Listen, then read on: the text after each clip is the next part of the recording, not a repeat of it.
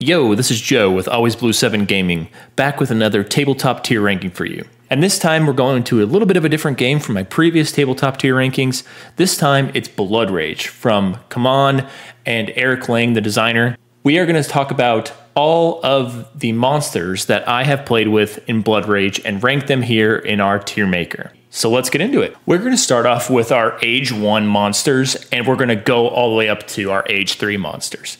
The first monster that we are going to start off with, and I don't know that I'm pronouncing this correctly, but Hiltsuni. Hiltsuni is a pig-like monster, so we often call him the pig or the boar.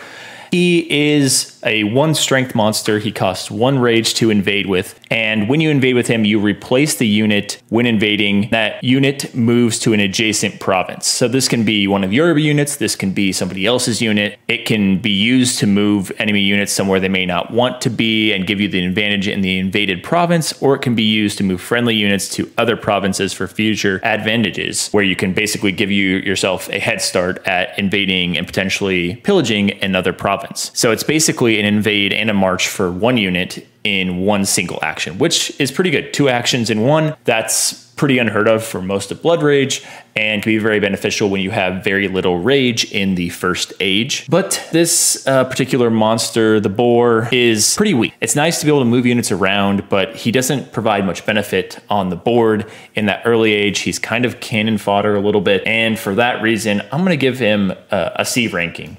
I really am not a huge fan of drafting him.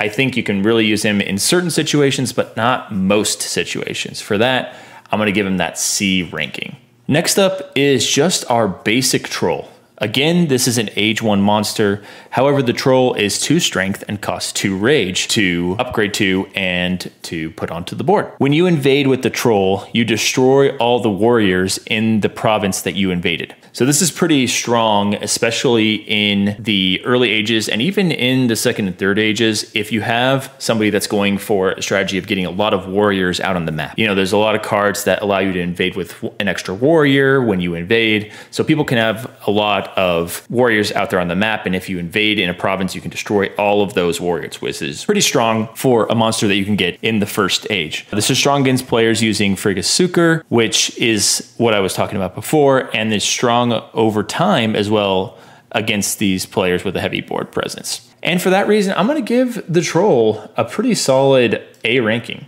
The troll is a monster that only gets better over time. People, over the lifetime of the game, they get a lot more rage, they get a lot more units out on the board. You can specifically target provinces that have heavy warrior presence, and you can attack more than 1 player when you invade with the troll in those provinces that have a lot of warriors. So it's pretty strong. It's a lot of benefit over the entire game and early in the game. And for that, that's why it gets that A tier ranking. Next up is our Sea Serpent, our first monster that counts as a ship. Again, this is another Age 1 monster, but it's 3 strength and 3 rage. And this, again, counts as a ship, so you can put it in between 2 different provinces in a fjord. It's pretty expensive for an Age 1 monster, but it's really strong for an Age 1 monster as well. So you have to plan your strategy around affording that cost, but then also leveraging the strength of the Sea Serpent. It gives you the ability to have a second ship also. So not only can you invade with the Sea Serpent, you can still invade with your ship. You get a lot of extra presence in multiple provinces, 4 provinces instead of just 2. So that's pretty powerful, and it's really powerful when you pair it with Loki's Dragons, which is an Age 1 upgrade where you gain 4 glory when your ship is destroyed. Fire Dragons, you gain 8 glory in Age 2 when your ship is destroyed. Eternal Dragons, that's a 12 glory gain when your ship is destroyed. So that's potentially 24 points total if you leverage all 3 of those cards and draft all 3 of those cards. And you can do that with 2 boats. So again, that's 48 total points potentially if you get all the cards that you're looking for. And again, you're doubling the potential benefit of those cards because now you have 2 ships. And for that, again, I think Sea Serpent is very strong. And if you do some of those other upgrades as well, you can make Sea Serpent even stronger. So we're going to give Sea Serpent an A tier ranking. I think it's a great, great monster. It really gives you a lot of benefits over the entire game. It's one that I often draft when I get the chance to. and that's why I'll give it an A tier ranking. Dwarf Chieftain is next. Again, age 1 monster, strength is 2 rage, and it costs no rage to upgrade or invade, which is really powerful, especially for age 1. You know, saving 2 rage to potentially invade with a 2 strength unit is huge. You know, it's one of the only cards in the early ages that you can invade with that's greater than 1 strength, and you can do it for free. So if you're going for a fighting heavy strategy in the early game, Dwarf Chieftain is very good. However, I do think that there are monsters that are similar to Dwarf Chieftain that are better in the late game, and for that, I'll have to give Dwarf Chieftain a B ranking. Again, I think he's pretty good, especially in the early game, but his strength really wears off as you get into the later game, and you often are upgrading to a new monster in the late game over Dwarf Chieftain. So I can't give him a higher ranking than a B tier for that reason. Next up is Mountain Giant. Mountain Giant is age 1, strength 3. It costs 3 rage to invade. Mountain Giant also counts as a leader, which is very nice to pair with some other cards.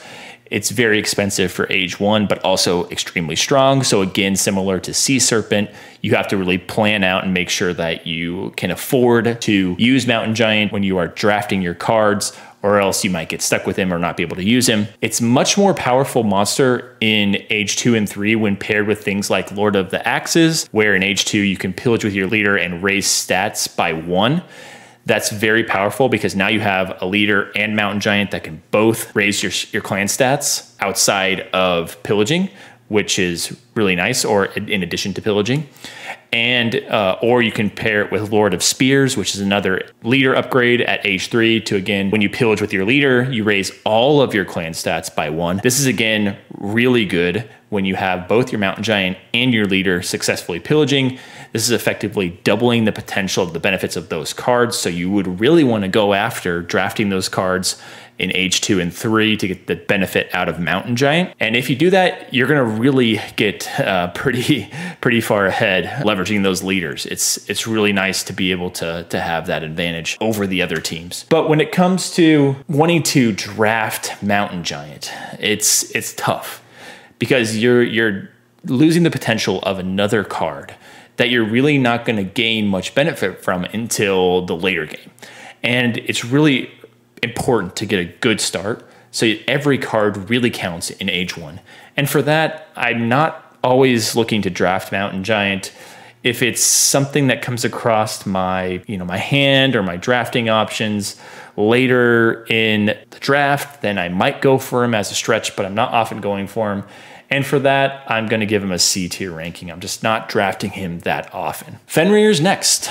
Again, age 1, strength 2, cost 2 rage. When you have Fenrir in the game, Ragnarok is going to hit Fenrir's province instead of the originally doomed province. So Fenrir can be very powerful if you're going to get extra points from getting your figures destroyed during Ragnarok, or if you're even going to get points for releasing units from Valhalla. This can be very powerful to drop the Fenrir upgrade late in the first age and completely change where Ragnarok is happening and get all the points moved from one province where other players might be preparing to get points and take all those points away from the other players. That could be a huge swing in points, especially early in the game. So Fenrir can be pretty good. For those reasons, Fenrir is a pretty good card to try and sneak in there. It doesn't necessarily go with any particular strategy. I mean, maybe with the Loki strategy a little bit, but Fenrir is pretty good. So I think Fenrir is going to kind of fall in that area, the B tier area with Dwarf Chieftain. He is one that if you can play him right, he's very powerful, but I think as the game goes on, his benefit dwindles more and more. So I can't give him an A ranking, but he's much better than a C ranking, so B it is. And that's the end of our age 1 monster. So now we'll be moving into our age 2 monsters. The first monster, again, forgive me for this pronunciation, is Nidhoggr. This is the monster that looks like a big old snake wrapped around itself. It's a really cool miniature. Again, you can draft this monster in age 2, and it has a strength of 2 and costs 2 rage to upgrade to. It's a very hard counter when fighting against players going for the Loki strategy, because when you are playing with Nidhoggr After you win a battle with that monster, you gain 2 glory for each figures that the losers have in Valhalla. So if you are playing against another player that's going for the Loki strategy, they have a ton of figures in Valhalla, you fight them with Nidhoggr, and you're going to get 2 points for each figure that's in there. That's huge, especially if you're targeting them. They might be ahead. Everybody knows they're going for the Loki strategy. Nidhoggr can be really good. I think Nidhoggr is a Kickstarter exclusive, maybe not exclusive, but Kickstarter monster. And so you might not always see him in the game, but he's very strong, very powerful.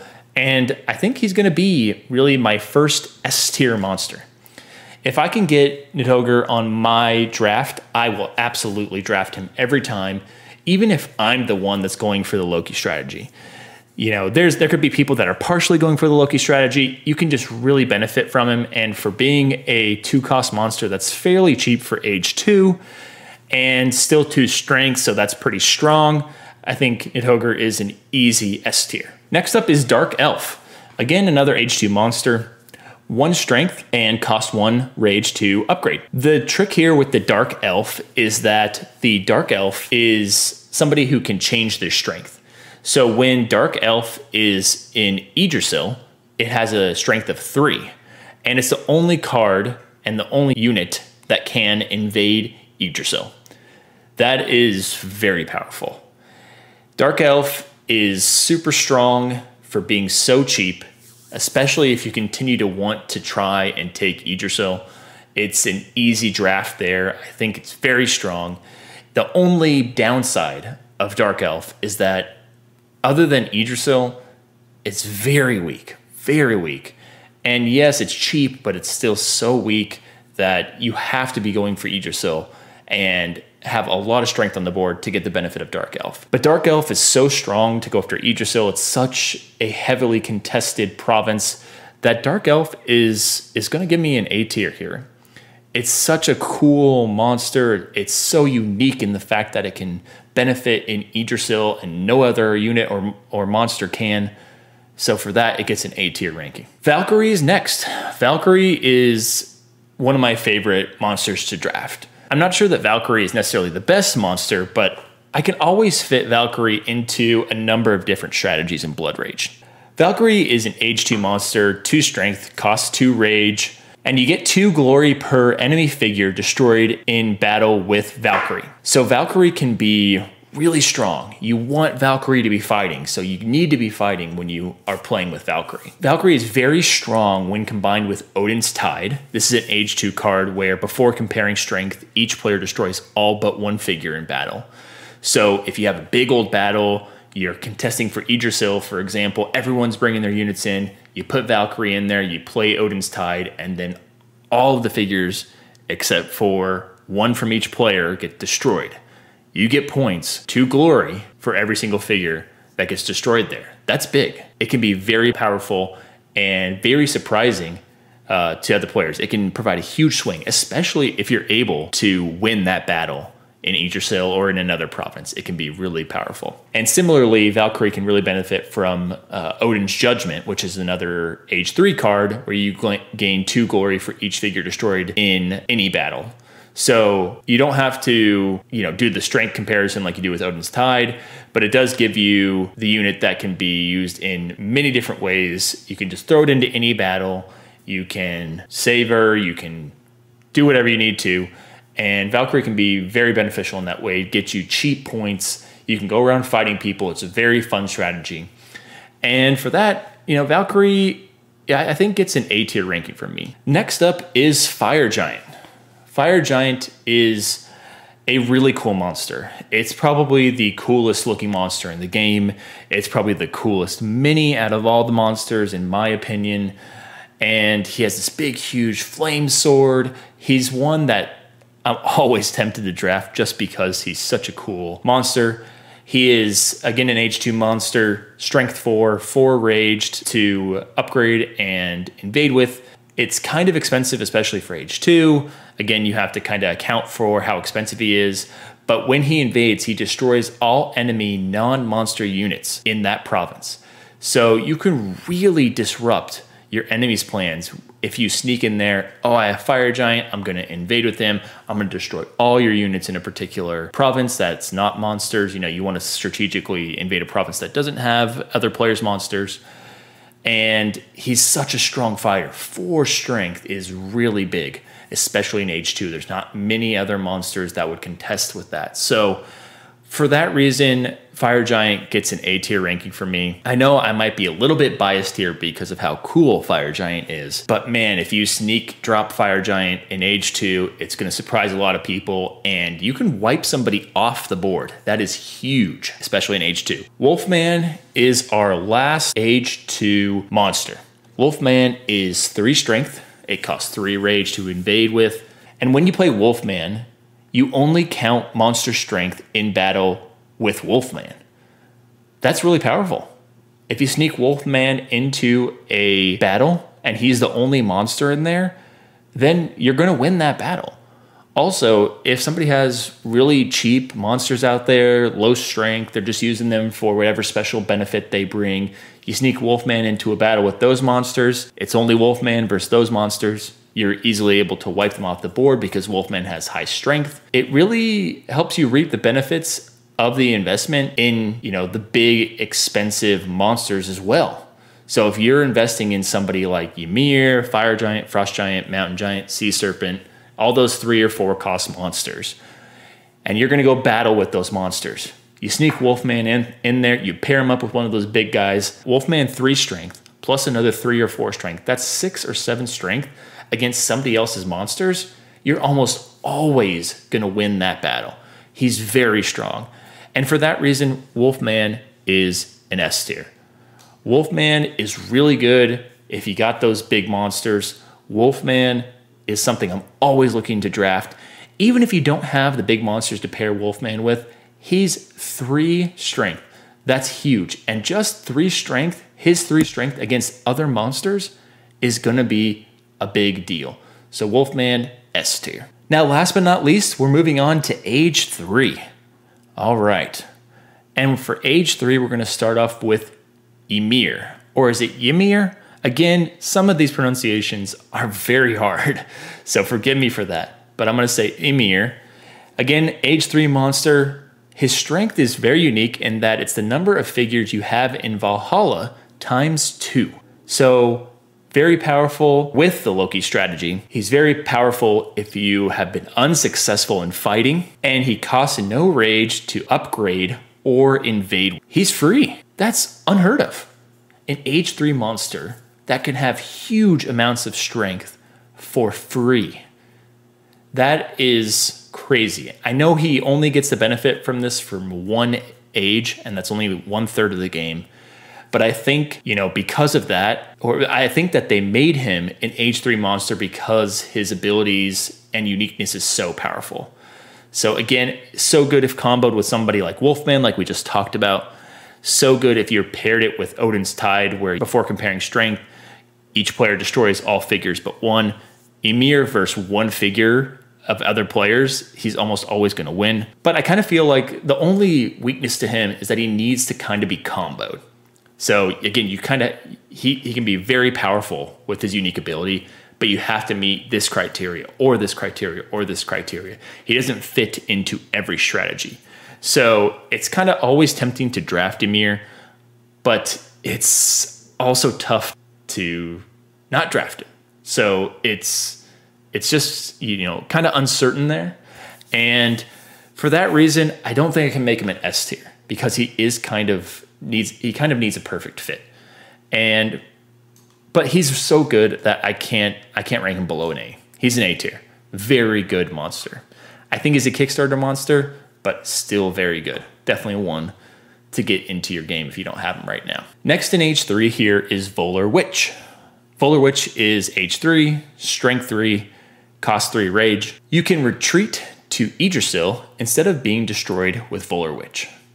It's pretty good, right? Volar Witch can get in there. She's very versatile. She adds 3 strength to your battle. That's pretty good. That's pretty high for a monster. And, you know, I guess a cheaper monster for Age 3, right?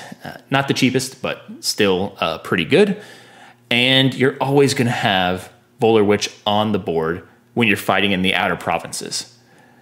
That 3 strength can literally not be destroyed unless you use her in an Yggdrasil battle.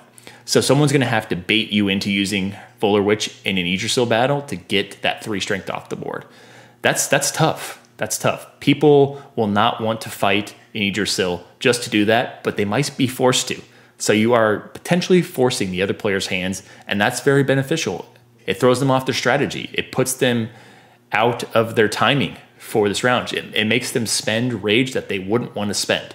That's pretty strong.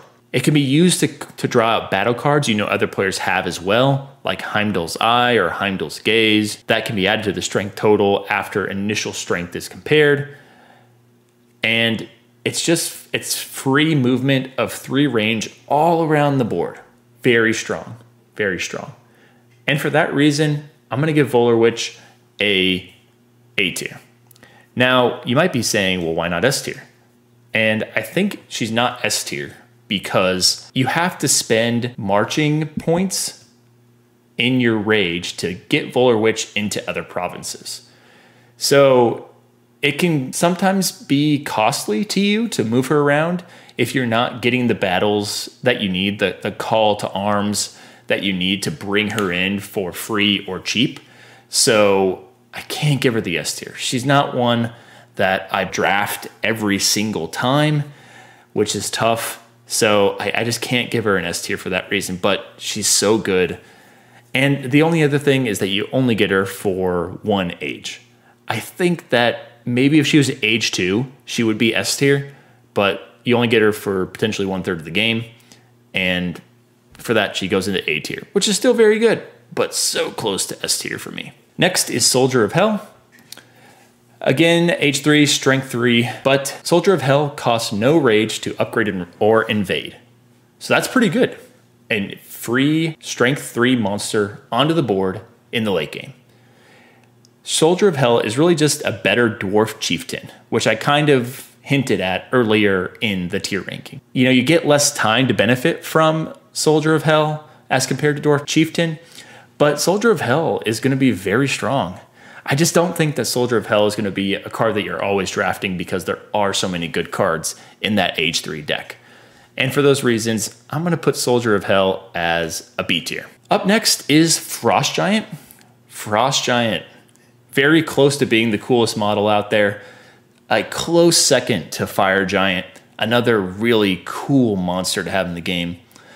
Frost Giant is 4 strength, costs 4 rage, so expensive, but you get a big reward if you're needing to raise certain clan stats, mainly for your endgame points, you know. So maybe you haven't upgraded your axes or your horns too much, you probably upgraded your rage, but you need to get those horns or those axes up to that 10 point, 20 point bonus at the end of the game.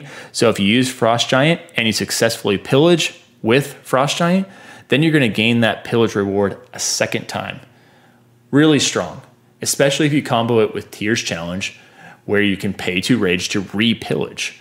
So you can just sit him in a particular province that has the clan stat that you need, and you can just keep paying rage to re-pillage, re-pillage, re-pillage until you get that clan stat up to the level where you get the 10 plus bonus points or the 20 plus bonus points that you really will need to propel you at the very end of the game. Very expensive, but very strong, especially if you're a little bit behind. He can help you come back pretty good. Very strong fighter also, so if you don't get all the benefit or you don't have Tier's Challenge, he's still really good to just get out there, go and fight with some 4 strength, add it to some other strength you have on the board, win a bunch of battles, bring up those clan stats to get them all to the end of the track. I think Frost Giant is another S tier. Frost Giant's one, again, I'm almost always going for. He's super powerful. It just, you don't benefit for him for that long of the game. Again, it's only for 1 age that you get the benefit of him. But if you haven't upgraded your monsters, you're not, you only have 1 monster slot upgraded or no monster slots, he's huge. He can be huge, turn the tides of the game. So S tier for Frost Giant. And last but certainly not least is Mystic Troll. Mystic Troll is 2 strength, 2 rage, very cheap for an age 3 monster. Very cheap. But not very strong, kind of weak. But I don't think you're really looking for Mystic Troll to be a fighter, because Mystic Troll, the figures invade Mystic Troll's province for free. So maybe you got hit hard by Fire Giant, for example, and you really need to bring a presence back out on the board in Age 3. You draft Mystic Troll, and you use Mystic Troll to get a bunch of strength out onto the board, get those warriors out there, get the other monsters you have out there, get those all out there for free, start spreading them out, marching them around the board. Mystic Troll is kind of like a monster spawn point, for lack of a better term, in a province of your choosing. You can just hunker down, control that province with Mystic Troll, and you're free invading units and can be really strong, especially if you have some of those expensive units. You know, Mystic Troll paired up with Fire Giant or Frost Giant, Mountain Giant, Sea Serpent. You know, you can bring those guys in for free, bring a lot of power in for free. So for that, I'm going to give Mystic Troll a B tier ranking. Again, kind of a monster that fits into only specific types of strategies, not that versatile, and super weak. So if someone sees this and targets you, kills Mystic Troll, you just wasted 2 strength, 2 rage for almost nothing for an Age 3 card that you drafted. You know, it sometimes just doesn't seem like it's going to really benefit you that much for the cost of drafting Mystic Troll over something that could really be better for you. Another quest, another fighting card, a different monster, you know, a different upgrade. It's really just, there's a lot of other cards that I would probably draft over Mystic Troll in Age 3 deck. So for that, he gets a B tier ranking. And that's, you know, that's our monster ranking for Blood Rage. I think it's pretty solid here. You know, we got some really good S tier monsters that I think are hard to not draft. And I think, you know, there's very few monsters that aren't good in this game, or that they don't have a strategy that you can make them work with. Even our C tier monsters, you can make those guys work. But I just want to say thanks for being here. Thanks for coming and checking out another tier ranking. Again, I'm Joe with Always Blue 7 Gaming. Definitely give me a follow on Twitter, Instagram, Facebook. I'd love to hear your thoughts and chat with you about my tier rankings. Take your suggestions for new and future tier rankings. And also, you know, if you like this content and want to hear more, please hit that like button, hit the subscribe, hit the bell icon to get notifications when I post new videos. And I look forward to seeing you next time. Take care and have a good one.